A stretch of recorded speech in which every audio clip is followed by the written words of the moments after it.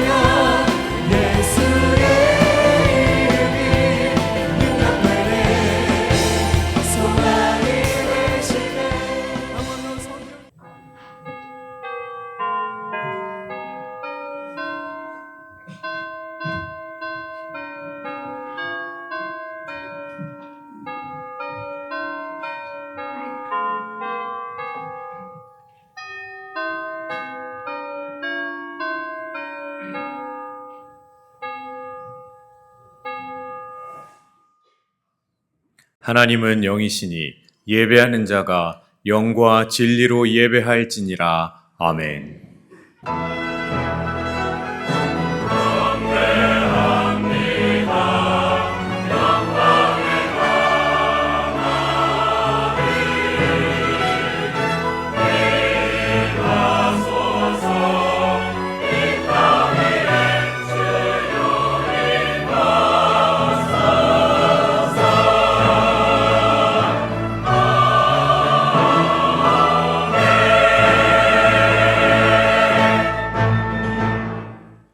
나는 전능하신 아버지 하나님, 천지의 창조주를 믿습니다. 나는 그의 유일하신 아들, 우리 주 예수 그리스도를 믿습니다.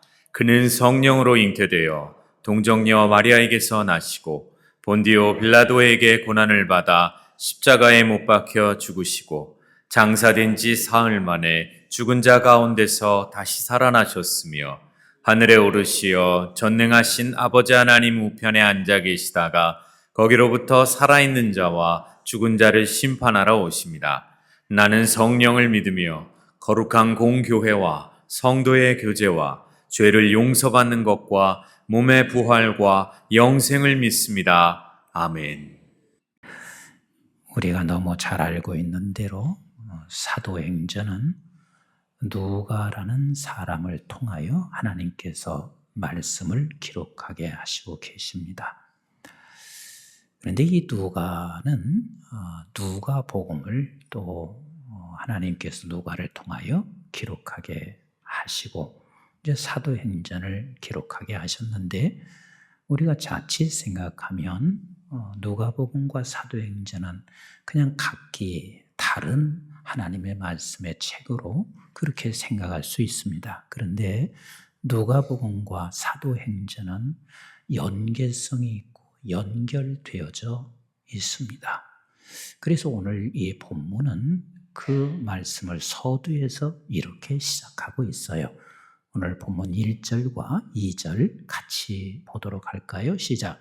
데오빌로여, 내가 먼저 쓴 글에는 무릇 예수께서 행하시며 가르치기를 시작하신부터 그가 택하신 사도들에게 성령으로 명하시고 승천하신 날까지의 일을 기록하였노라 그랬습니다. 그러니까 1절과 2절에서는 누가가 데오빌로에게 보내진 편지, 즉 데오빌로에게만 보내지는 말씀이 아니라 오늘 이 시간 저와 여러분들에게 보내진 말씀인데, 예수 그리스도께서 이 땅에서 행하시고 가르치시고 승천하신 직전까지 기록된 것이 누가복음이었습니다. 그런데 이제 그 이후로 하나님께서 사도행전을 통하여 하나님의 귀한 것을 우리에게 말씀하시고 계신데, 이 사도행전을 우리가 볼 때는 반드시 이 세 가지를 반드시 붙잡고 보셔야 합니다. 하나는 사도행전은 모든 독자들에게, 하나님의 말씀을 듣는 자들에게 이렇게 말씀하시는 거예요. 너는 내 동역자다. 그러니까 동역자로 불러내시는 메시지, 말씀이 사도행전이요. 너는 내 동역자다. 그 다음에 두 번째는 동역자인 너는 어떻게 앞으로 하나님의 나라를 이루어 갈 것인지를 기록하고 있어요. 그래서 동역자가 사도행전을 통해서 우리가 어떻게 동역자의 길을 걸어야 할지를 말씀하시고 계세요. 그러니까 사도행전은 절대 동역자들에게는 반드시 들어야 할 말씀이고, 그리고 알아야만 돼요. 그리고 세 번째는 사도행전은 우리가 단순히 역사서로만 생각하면 안 돼요. 제자들과 초대교회 성도들이 이렇게 이러한 일을 이루었구나 하는 역사서로만 기록하신 것이 아니라, 하나님께서 이 사도행전을 저들을 통하여 하나님의 나라를 이루신 것처럼 계속해서 너와 우리와 함께 주의 나라를 이루어 가실 것이니, 이제는 사도행전은 28장으로 끝나는 게 아니야. 29장을 써야 돼. 30장을 써야 돼. 10,000장을 써야 돼. 1억 장을 써야 돼. 너는 그 동역자로서 반드시 너도 사도행전을 기록해 나가야 할 한 사람으로 너를 불렀다.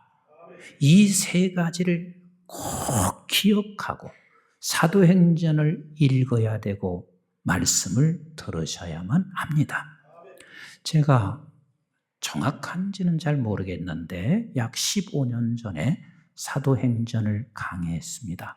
이 자리에서 말이에요. 그런데 지금은 제가 사도행전을 강해 시작하면서 그때보다 훨씬 더 무게감과 책임감을 느껴요. 내용이 달라진 것은 별로 없을 거예요. 그때나 지금이나 내가 깨달은 사도행전은 그저 거의 비슷해요. 근데 무게감에 있어서는 훨씬 더 무겁습니다. 왜? 내게 이렇게 질문하시는 것 같아요. 너 15년 동안 너는 내 동역자로 살았나? 그리고 너는 15년 동안 사도행전에서 내게 가르쳐준 대로 동역자의 길을 그렇게 걸었나? 그리고 너는 15년이 지난 후에 내가 사도행전을 계속해서 기록하는 그 역사가 내게 있었나? 이 질문 앞에 제가 매우 무겁습니다.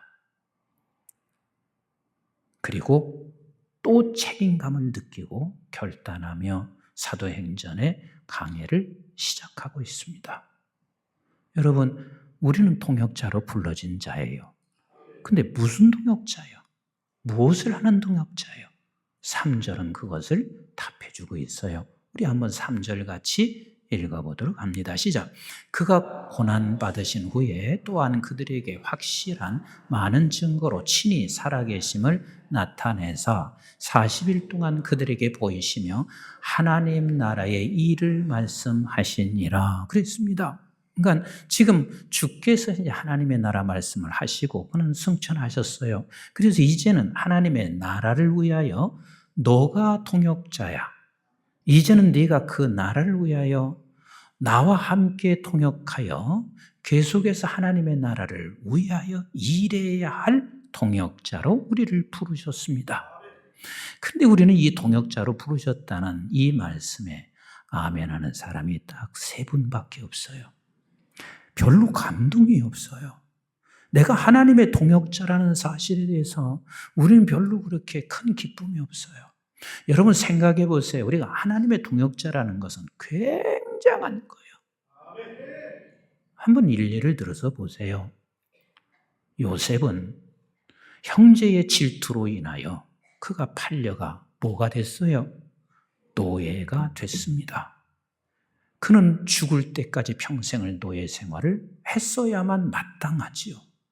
그런데 어느 날 갑자기 바로에게 심상치 않은 꿈을 꾸게 됐고 그 꿈을 해결을 할 수 없어서 이 사람 저 사람 다 불러내다가 마지막 요셉을 불러냈어요.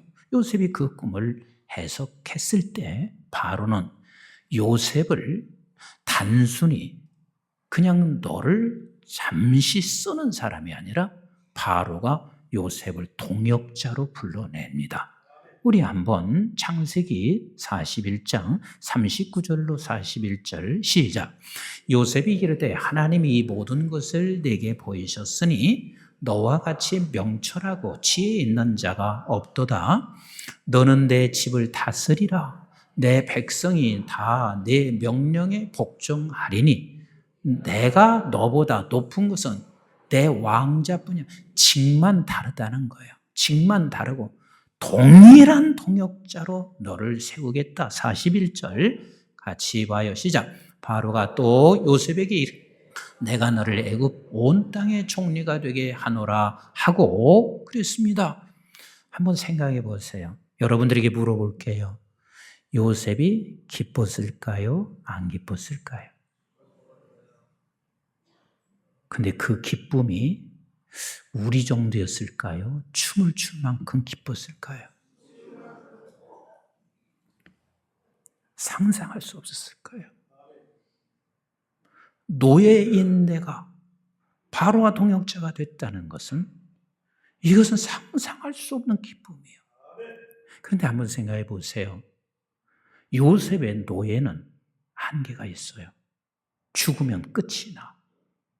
근데 우리는 죄의 노예에 있던 저와 여러분들 아닌가요? 죄의 노예는 죽어도 끝이 안 나는 거예요. 그 죄의 노예에서 벗어나지 못한 사람들은 영원히 죄의 노예 속에서 고통당하고 슬픔과 괴로움 속에 살 수밖에 없어요. 그런 우리를 하나님께서 동력자로 부르셨대. 그 노예에서 우리를 해방시켜서 너를 동력자로 삼으셨대. 그러니까 사도행전을 우리가 받아들이고 읽어가는 모든 사람들은 지금 하나님께서 무엇을 선언하고 있으냐면, 임 목사야, 이 말을 듣고 있는, 이것을 읽고 있는 사랑하는 성도들아, 너는 지금 동력자 위치에서 내가 너에게 이 말을 하는 거야. 이것을 지금 말씀하시고 계세요. 그러니 이게 얼마나 큰 감격과 기쁨이겠어요. 그러니까 사도 바울은요, 이 감격 속에서 사는 거예요. 감격 속에서. 우리 한번 디모데전서 1장 15절 16절을 같이 보겠어요. 시작. 미쁘다. 여기서 미쁘다 하는 벌써 감격하는 거 아니에요. 미쁘다. 시작. 모든 사람이 받을 만한 말이요. 이것은 나만이 아니야. 지금 여기에 서 있는 임 목사와 이 말씀을 듣고 있는 여러분 모두가 다 받을 만한 이 말이요. 이게 무슨 말이요? 시작. 그리스도 예수께서 죄인을 구원하시려고 세상에 임하셨다 하였다. 죄인 중에 내가 괴수니라. 그러나 내가 긍휼을 입은 까닭은 믿으십니까? 믿으십니까? 그래서 우리는 긍휼을 입었어요. 죄인 중에 괴수인 내가 긍휼을 입은 까닭은 시작. 예수 그리스도께서 내게 먼저 일체 오래 참으심을 보이사 후에 주를 믿어 영생 얻는 자들에게 본이 되게 하려 하심이라. 그러니까 너는 이제는 내 대신 이 세상에 남아서 나와 함께 동역자로 있어 내 본이 되어다오. 이것을 감격으로 받아들인 거예요. 바울은 이게 짐이 아니라 나에게 큰 감사와 기쁨으로 받아들인 거예요. 그래서 그가 이렇게 말씀하시고 계신 거거든요. 고린도전서 3장 9절에 이렇게 말씀하시고 계세요. 우리 한번 같이 봐요. 시작. 우리는 하나님의 동역자들이요 너희는 하나님의 밭이요 하나님의 집이니라. 믿으십니까? 우리는 하나님의 동역자들입니다. 이렇게 동역자로 우리를 불러내셨단 말이에요. 여러분들에게 한두 번 제가 말씀드린 적이 있습니다. 존 뉴턴이라고 하는 영국에서 태어난 한 분이 있습니다. 근데 존 뉴턴은 가정이 참 불행했습니다. 왜냐하면 7살 때 당신의 어머니가 세상을 떠났습니다. 여러분, 가정에는요, 엄마의 역할이 굉장히 중요합니다. 이렇게 생각하시면 돼요. 아버지는요, 저 기둥과 같은 거예요. 그러면 기둥만 있고 감싸 안는 이 품이 없으면요, 추운 겨울에 견뎌낼 수가 없어요. 추운 겨울에. 그래서 엄마 품은 굉장히 중요한 거예요. 엄마는. 근데 엄마가 7살 때 죽고 나니까 이 존 뉴턴은 방황하기 시작해요. 청소년기에 그가 방황하기 시작하고 아주 난폭해졌습니다. 그러니까 다시 말하면 깡패처럼 산 거죠. 그게 힘은 있어. 그래서 그를 불러다가 쓴 것이 뭐냐면 노예 무역상이야. 노예 무역상을 하려면 힘이 있어야 돼. 그래서 23살 때 그가 영국에서 아프리카에 가서 흑인 노예를 사서 이제 데리고 오기 위해서 아프리카에서 노예를 싣고 오다가 엄청난 풍랑을 만나게 돼요. 사람은요, 너나 할 것 없이 모두가 다 풍랑 한번 만나야 정신들 차려. 어찌 그런지 잘 모르겠어요. 왜 꼭 풍랑을 만나야 정신 차리는지 모르겠어요.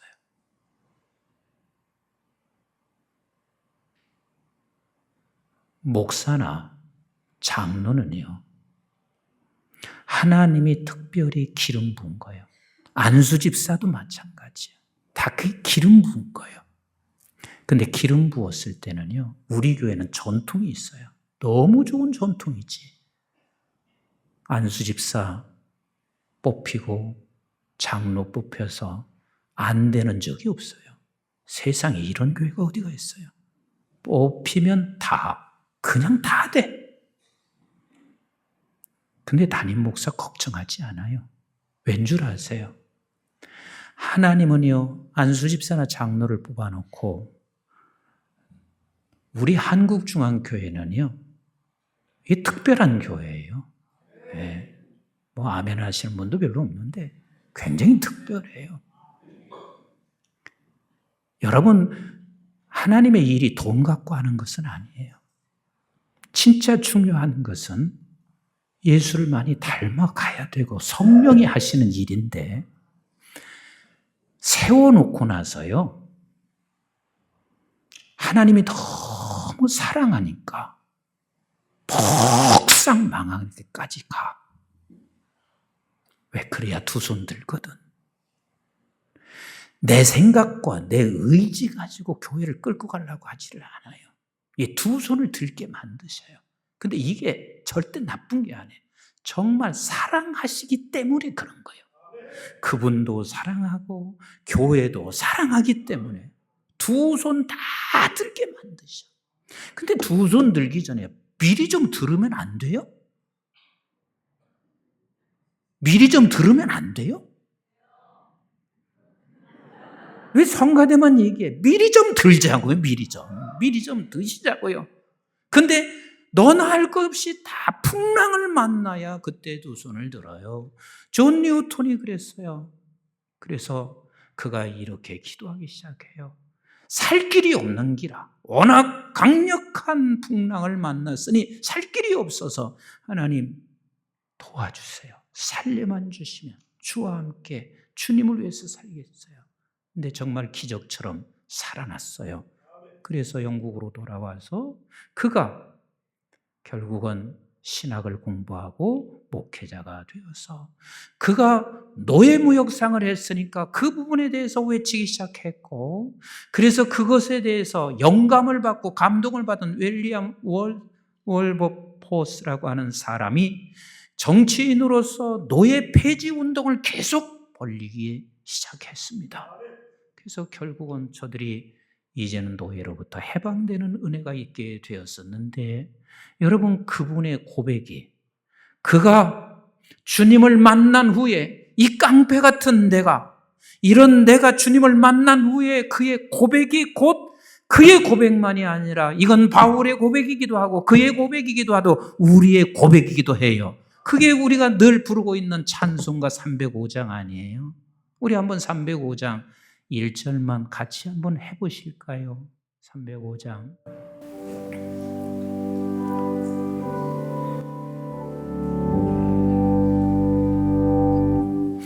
나 같은 죄인 살리 주내 놀라와 주내 놀라와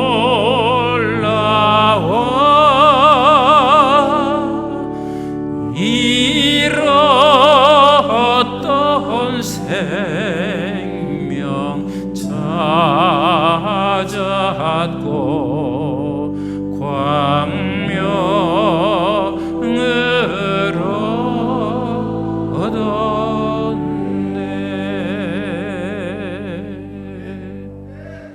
내가 너를 동역자로 불렀다는 이야기는 우리를 잃었던 생명을 찾아 이제는 너와 함께 하나님의 나라를 위하여 너를 동역자로 불러냈다.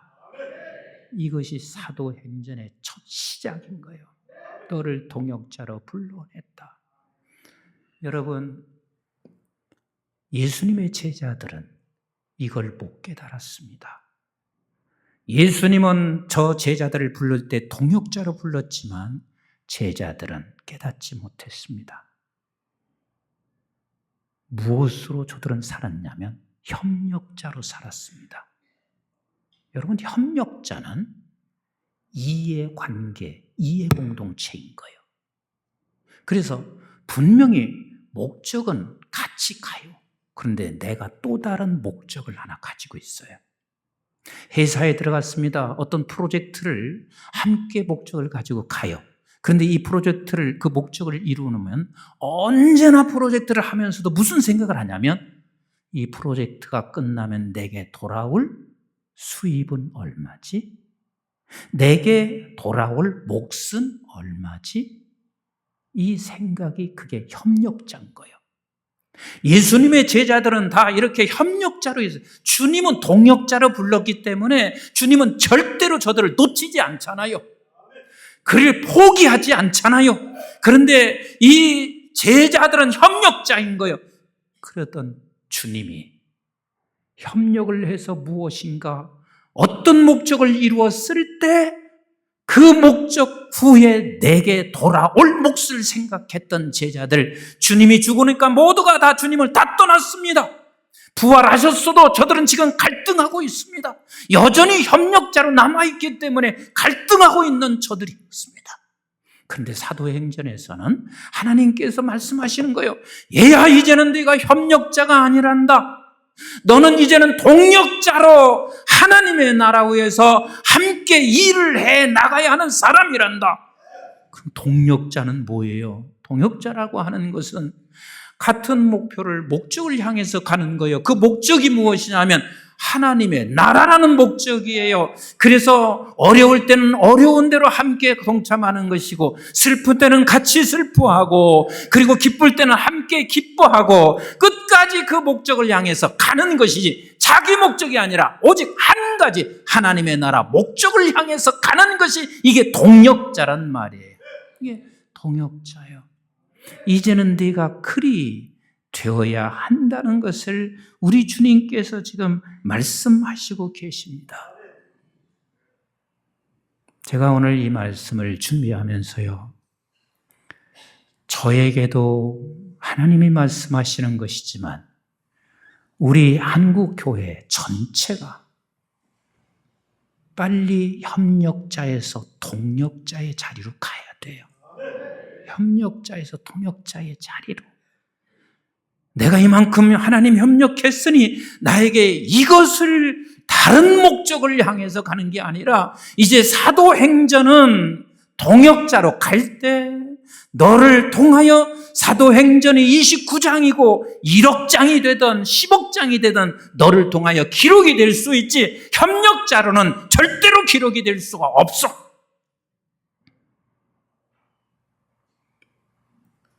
나는 우리 교회 교역자님들만이라도 정말 달랐으면 하는 게 제 기도 제목입니다. 모든 한국교회 대다수 교역자들이요, 내가 이만큼 교회에서 헌신했으니까 내 몫을 챙겨주세요. 갈수록 더 안기라. 갈수록 더 안기라. 근데 하나님이 동역자로 가면 하나님이 반드시 책임져 주시는 우리 하나님이세요. 하나님 반드시 책임져 주세요. 만약에 하나님께서 우리 한국교회가 그 자리로 가지 아니하면 사도행전은 들어야 소용없어요. 머리에 지식만 남을 뿐이에요. 동역자로 가야 교역자들이나 성도님들을 통해서 한국교회를 통하여 계속해서 사도행전은 기록이 되고 써가는 역사가 일어나게 되어 있습니다. 무슨 목적을 위하여? 하나님의 나라. 근데 하나님의 나라가 구체적으로 어떻게 하는 게 하나님의 나라인 거예요? 우리 교회는 늘 예배 때마다 우리가 함께 외치는 게 있습니다. 뭐요? 잃은 영혼? 잃은 영혼? 하나님의 나라는 잃은 영혼을 찾는 것이 하나님의 나라인 거예요. 교회의 본질이 뭐예요? 잃은 영혼을 찾아 하나님께서 구원의 길로 이끌어갈 수 있는 그 사람을 찾아내서 우리가 함께 하는 거예요. 아이고, 전도하면 무슨 뭐가 나오나요? 혹시나 이렇게 생각할 수 있어요.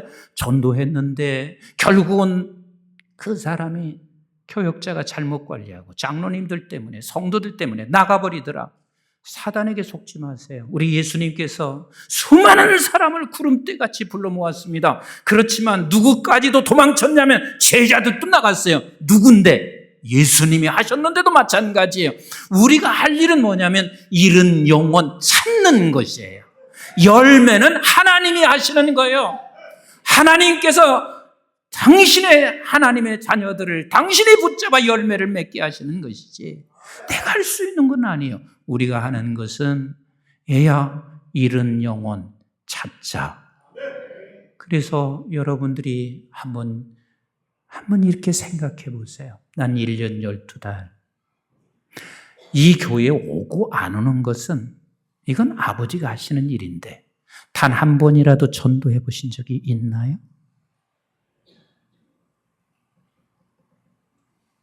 동역자는 그럴 수가 없어요. 동역자는 그럴 수 없어요.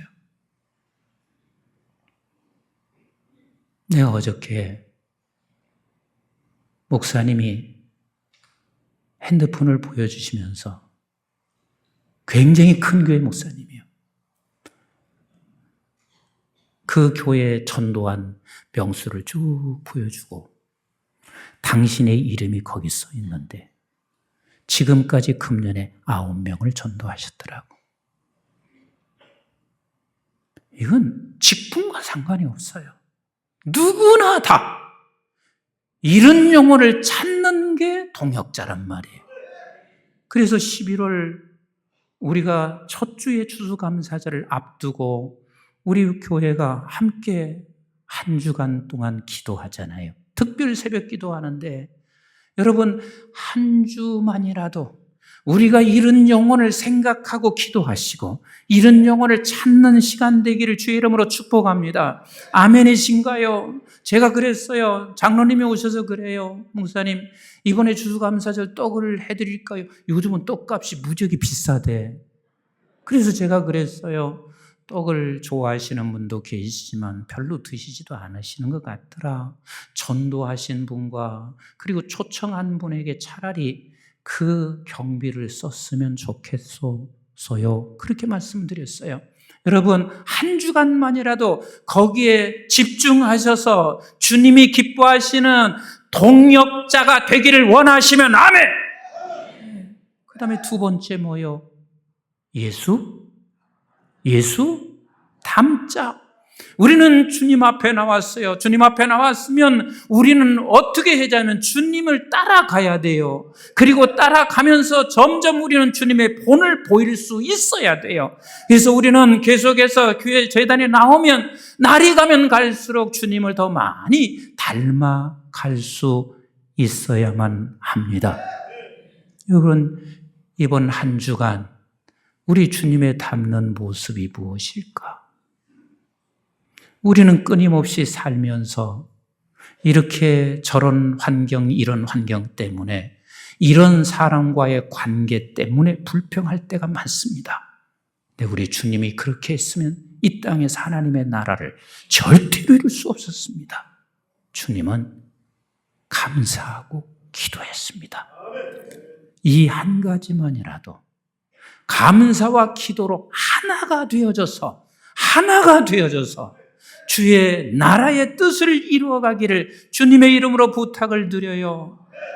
여러분 그렇게 해서 한 주간 동역자가 되시기를 주님의 이름으로 축복합니다. 세 번째입니다. 교회는 건물만 세워지는 게 아니에요. 건물보다 더한 게 있습니다. 이것은 예수 그리스도를 머리 삼아 우리 모두가 다 각각 맡겨진 지체들로 세워가야 돼요. 아멘이신가요? 그래서 우리는 평생을 교회 다니면서 그저 살짝 왔다가 살짝 가고 하는 것을 이번 금년 10월에 끝이 났으면 좋겠어요. 무엇이든지 한 가지 사역을 감당하세요. 하나님은 얼마나 멋있는지 몰라요. 내가 힘없고 내가 누워있고 아무것도 할 수 없고 돈이 없어요. 그럴 때 하나님은 가장 값진 것을 할 수 있는 사역을 주세요. 그게 뭐예요? 기도입니다. 기도보다 세상에 귀한 사역은 없어요. 우리 한번 따라서 합시다. 하나님 10월로 협력자는 끝이 나게 하시고 동력자로 살게 하옵소서. 하나님은 그때요 분명히 약속하시는 게 있어요. 우리 한번 마태복음 6장 33절을 같이 한번 읽어봐요. 시작. 그런즉 너희는 먼저 그의 나라와 그의 의를 구하라. 즉 하나님 나라를 먼저 생각해라. 그런데 분명히 하나님이 약속하시는 게 있어요. 시작. 그리하면 이 모든 것을 너에게 더하시리라. 다시 말하면 나의 동력자로 있어라. 그리하면 이 모든 것을 너에게 더하시리라. 너에게 더하시리라. 말씀을 정리합니다. 우리 저와 여러분들은 하나님이 동력자로 불러내셨습니다. 동력자는 성령과 함께 어떻게 일하실지를 우리 하나님께서 사도행전을 통해서 우리에게 가르쳐 주실 것입니다. 그래서 저와 여러분, 우리 교회가 사도행전을 계속해서 써나가는 하나님의 동력자 되시기를 주님의 이름으로 축원합니다.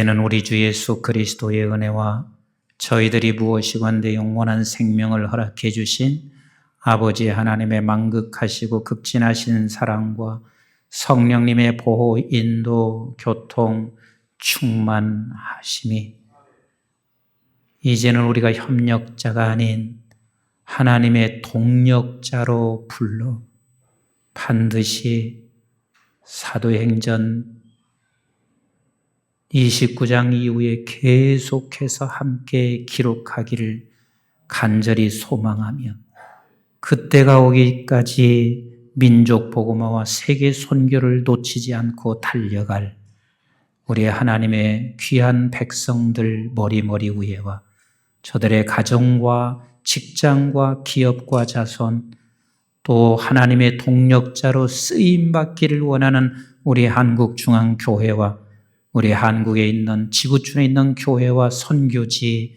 방송의 가족들 위해 이제부터 영원토록 함께 하시기를 주님 이름 받들어 간절히 축원하옵나이다. 아멘.